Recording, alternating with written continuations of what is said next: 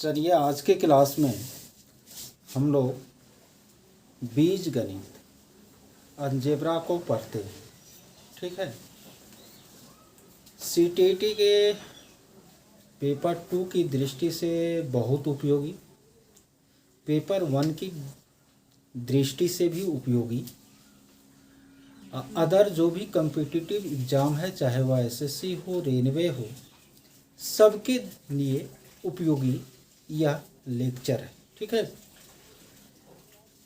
मैं क्रम से जो है वैसे ज्यामिति की 4 लेक्चर मैंने पिछले दिनों डाली है, वो आगे अब फिर बढ़ाएंगे हम लोग। लेकिन आज हम बीज गणित को भी क्या कर रहे हैं, स्टार्ट कर रहे हैं। देखिए, मैथमेटिक्स में जो कुछ स्टूडेंट अपने को वीक महसूस करते हैं, उसका सबसे बड़ा कारण है कि जो अवधारणाएं हैं, जो बेसिक कंसेप्ट है उसकी उन्हें स्पष्ट जानकारी नहीं होती, जिनके कारण मैथमेटिक्स उसे भय प्रदान करने वाला विषय बन जाता है ना। तो मैं अलजेब्रा के हायर कंसेप्ट, हायर थिंकिंग वाले प्रश्नों का भी आगामी वीडियो में जो है चर्चा करूँगा, लेकिन आज मैं केवल अलजेब्रा के जो बेसिक कंसेप्ट है ना, उनके बारे में क्या करूँगा, बताऊँगा। तो आज के क्लास का शीर्षक है बेसिक कंसेप्ट ऑफ अलजेब्रा। ठीक है। बीज गणित के मूलभूत अवधारणाएं। ठीक है। देखिए, सबसे पहले हम लोग ये जानते हैं कि बीज गणित है क्या। ठीक है। गणित की वह शाखा जिसमें बीजीय पदों पर संक्रियाओं का अध्ययन किया जाता है। ठीक है। आप जानते हैं गणित की 4 मौलिक संक्रिया होती है, जोड़, घटाव, गुणा और भाग। इनके अलावे भी संक्रियाएं होती है, एलसीएम, एचसीएफ आदि। तो गणित की वह शाखा जिसमें बीजीय पदों पर संक्रियाओं का अध्ययन किया जाता है, उसे हम क्या कहते हैं, बीज गणित कहते हैं। तो बीज गणित में हम लोग बीजीय पद पर संक्रियाओं का क्या करते हैं, अध्ययन करते हैं। ठीक है। तो सबसे पहले हम लोग को ये समझना है कि आखिर ये बीजीय पद क्या है। ठीक है। तो जब अचर पद और चर पद को गुणनफल के रूप में प्रदर्शित किया जाए तो उसे हम क्या कहते हैं, बीजीय पद कहते हैं। ठीक है। अचर पद और चर पद को गुणनफल के रूप में यदि प्रदर्शित किया जाता है तो उसे हम क्या कहते हैं, बीजीय पद कहते हैं। तो ये अचर क्या है और चर क्या है। अचर को अंग्रेजी में हम लोग क्या कहते हैं, तो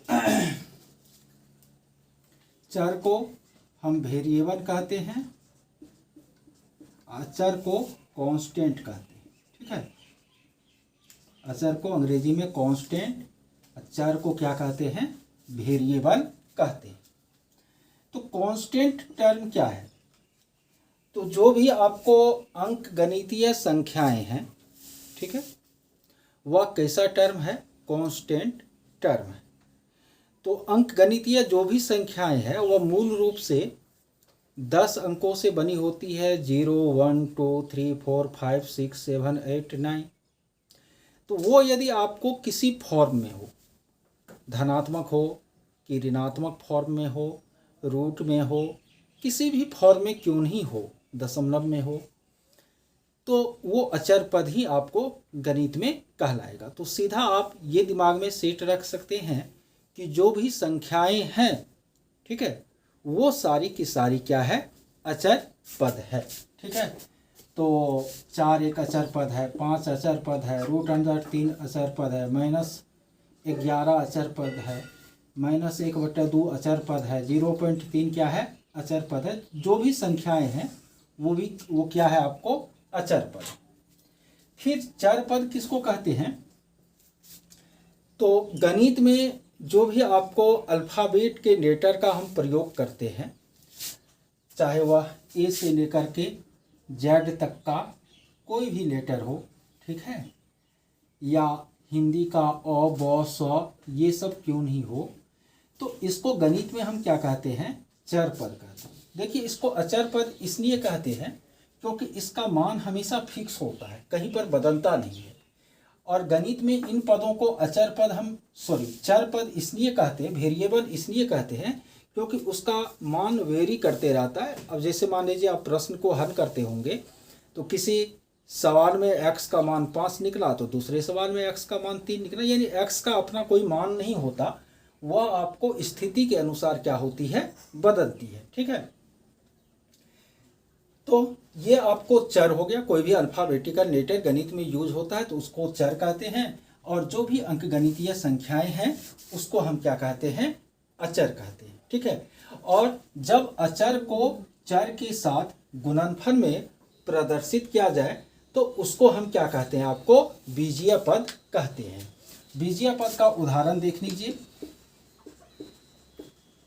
जैसे कि 4x है, यह एक बीजीय पद है जिसका अचर गुणांक 4 है, अचर गुणांक x है।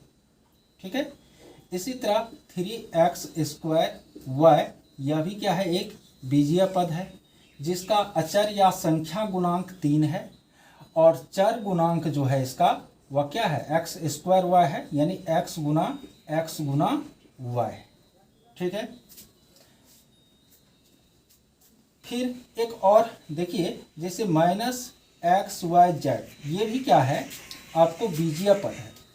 आप कहिएगा कि सर इसको बीजीय पद हम कैसे कहेंगे, इसमें तो अचर नहीं है। तो अचर इसमें छुपा हुआ है, और अचर के रूप में कौन सी छुपा हुआ है, 1। ठीक है, तो इसको आप -1 गुना x गुना y गुना z लिख सकते हैं, तो इसलिए यह क्या है, बीजीय पद है। लेकिन वहीं सीधा कह दे कि -8 बीजीय पद है, तो हम कहेंगे कि यह नहीं है बीजीय पद। ठीक है, क्योंकि इसमें चर पद जो है साथ में शामिल नहीं है। ठीक है, तो बीजीय पद हम उसको कहेंगे जो अचर और चर के गुणनफल के रूप में हो। इस बात को हमेशा ध्यान में रखिएगा कि 4x है तो इसका मतलब है 4 गुना x। ठीक है, तो अभी हम लोगों ने क्या सब जाना कि बीज गणित है क्या। तो जिस गणित की वह शाखा जिसमें बीजीय पदों पर संक्रियाओं का अध्ययन करते हैं उसे बीज गणित कहते हैं। बीजीय पद क्या है, तो अचर और चर पदों का जो गुणनफल है उसको हम क्या कहते हैं, बीजीय पद कहते हैं। अचर पद कौन सा है, चर पद कौन सा है, और फिर बीजीय पदों के कुछ उदाहरण मैंने आप लोगों को बताया। चलिए फिर हम लोग आगे चलते हैं।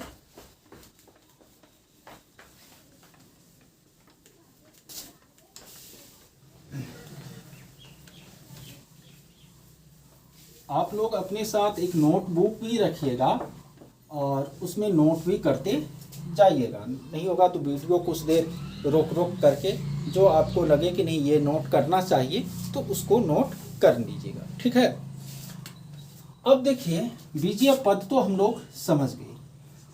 अब बीजीय व्यंजक इसको क्या कर लेते हैं, समझ लेते हैं। Algebraic expression.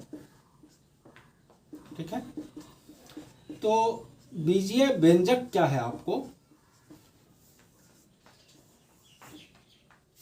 तो बीजीय पदों को यदि प्लस माइनस चिन्ह के साथ लिखा जाता है, एक से अधिक बीजीय पदों को या उसमें एक बीजीय पद कम से कम हो, उनके अलावे आपको अंकगणितीय पद भी हो सकता है, तो उसको यदि प्लस माइनस आदि के चिन्ह के साथ हम लिखते हैं तो उसको क्या कहते हैं, बीजीय व्यंजक कहते हैं। ठीक है, यानी बीजीय पद प्लस या माइनस बीजीय या अंकगणितीय पद, बीजीय या अंकगणितीय दोनों हो सकता है, लेकिन कम से कम एक बीजीय है, तो उसको हम क्या कहते हैं, बीजीय व्यंजक कहते हैं। जैसे कि आपको 4x प्लस 4y ये एक बीजीय व्यंजक का क्या है, उदाहरण है। 3x प्लस 8 यह भी बीजीय व्यंजक का उदाहरण है, जिसमें ये बीजीय है और ये अंकगणितीय पद है, लेकिन है यह बीजीय व्यंजक का उदाहरण। इसी तरह x square plus 7x minus 8 यह भी क्या है, आपको बीजीय पद का उदाहरण है। कहने का मतलब है कि एक कम से कम बीजीय पद हो, उसके साथ अदर बीजीय या अंकगणितीय पदों को यदि हम जोड़ और घटाव के चिन्हों के साथ लिखते जाए तो उसको हम क्या कहते हैं, बीजीय व्यंजक कहते हैं, अलजेब्रिक एक्सप्रेशन कहते हैं। ठीक है, तो बीजीय व्यंजक भी आप लोगों ने समझ लिया। अब आगे जो हम लोग समझेंगे उससे पहले हम लोग समझ लेते हैं सजातीय, ठीक है, पद और विजातीय पद, लाइक टर्म अनलाइक टर्म। ठीक है, सजातीय और विजातीय पद। सजातीय किसे कहते हैं, वैसे बीजीय पद जिनके चर गुणांक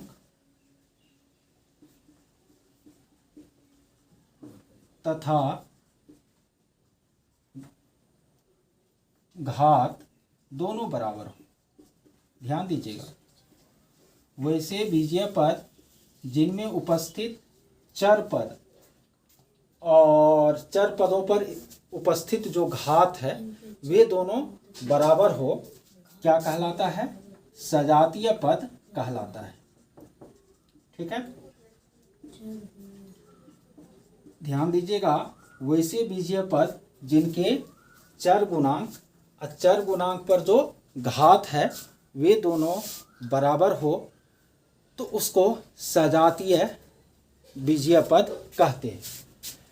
एग्जाम्पल में देख लीजिए, यहाँ पर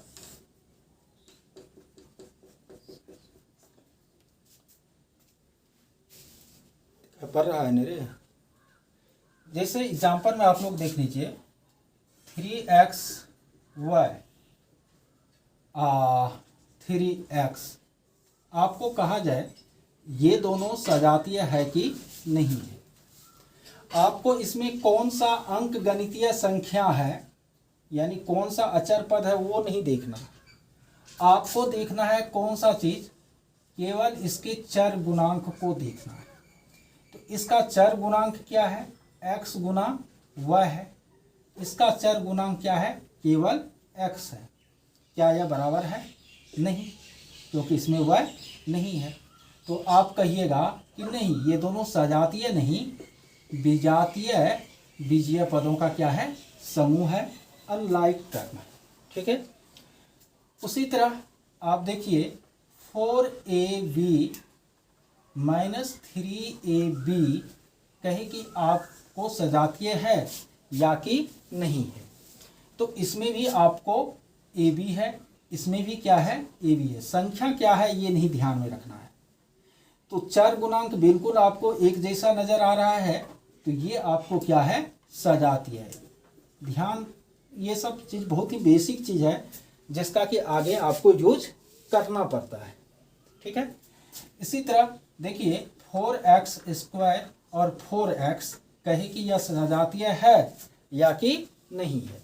तो इसमें आपको x स्क्वायर है, इसमें क्या है, x है, x तो है लेकिन x के इसमें घात 2 है, इसमें x के घात 1 है, तो जो बराबर नहीं है, इसलिए यह क्या है, विजातीय है।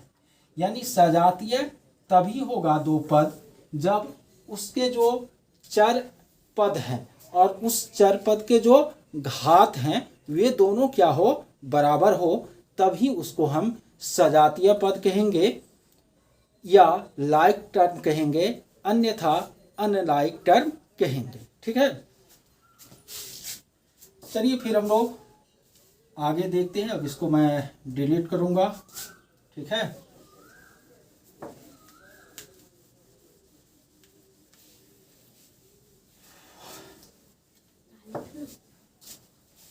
आप लोग केवल ध्यान से जो है ये जो भी मैं लेक्चर दे रहा हूँ गणित में उसको देखते जाइए। आप लोग जीरो से हीरो बनिएगा गणित में। ठीक है, अब हम लोग बीजीय पदों का वर्गीकरण,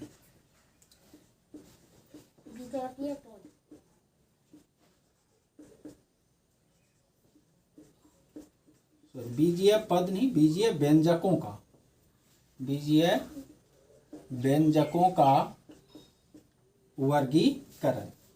तो बीजीय व्यंजकों का जो वर्गीकरण होता है सामान्यतः वह उसके पद की संख्या के आधार पर होता है या नहीं तो उसके घात के आधार पर होता है।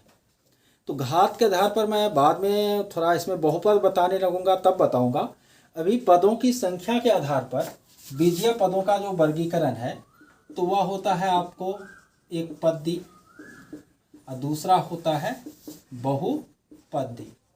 अब बहुपदी में आपको द्विपदी हो सकता है, त्रिपदी हो सकता है, ना पंचपदी हो सकता है, या और भी हम विशिष्ट नाम दे सकते हैं, लेकिन एक से अधिक जब ये पद हो तो वह क्या है, बहुपदी है। अब एक पदी क्या है, जैसे सीधा हम 4xy लिख दिए तो इसमें तो केवल एक बीजीय पद है 4xy, 4 गुना x गुना y, तो यह हो गया आपको एक पदी, मोनोमियल। ठीक है, और वहीं यदि हम 4x प्लस y लिख दें तो इसमें आपको कितने बीजीय पद आ जाएंगे, 2 बीजीय पद आ जाएंगे, तो यह क्या हो गया, द्विपदी हो गया ना। हम 3x² प्लस 8x प्लस 9 लिख दे तो ये क्या हो गया आपको, त्रिपदी। यानी प्लस माइनस चिन्ह के साथ जय वो पद लिखा रहेगा उसको गिन लीजिएगा तो उतना पदी हो जाएगा। ये द्विपदी है कि त्रिपदी है कि चतुर्पदी कि पंचपदी, तो वो बहुपदी हो गया। यदि केवल एक पद है तो वह एक पदी हो गया। ठीक है, अब हम लोग जानते हैं बीजीय पदों को पर जो संक्रियाएं होती है, यानी बीजीय पदों पर जो जोड़ की क्रिया होती है, घटाव की क्रिया होती है, गुणा की क्रिया होती है और भाग की क्रिया होती है, तो उसके जो नियम है हम इस पर अब आगे चर्चा करेंगे। जैसे कि आपको जोड़ और घटाव की क्रिया केवल जो सजातीय बीजीय पद है उनके बीच होती है। जोड़ और घटाव में सजातीय बीजीय पद के जो संख्या गुणांक है उनको केवल जोड़ा या घटाया जाता है और जो चर पदों वाला गुणांक है उसको ज्यों का त्यों लिख दिया जाता है। ठीक है, वहीं गुणा और भाग में सजातीय बीजीय पद है कि विजातीय बीजीय पद है, इससे हमारा कोई लेना देना नहीं होता। हम आराम से जो भी पद है उसको गुणा या भाग करने का कार्य करते हैं। तो ये चीज़ मैं बताऊंगा, लेकिन इस लेक्चर में नहीं, इसके बाद वाले लेक्चर में। ये बीजगणित का पहला लेक्चर था। आप लोग कमेंट बॉक्स में ये ज़रूर हमको लिख के बताइएगा कि क्या इस तरह से आपको समझ में आ रही है, कहीं परेशानी हो रही है, दिक्कत हो रही है, तो वो भी चीज़ बताइएगा जिससे मैं आगे सुधार कर पाऊँ और आप लोगों को कुछ बेहतर दे पाऊँ। ठीक है।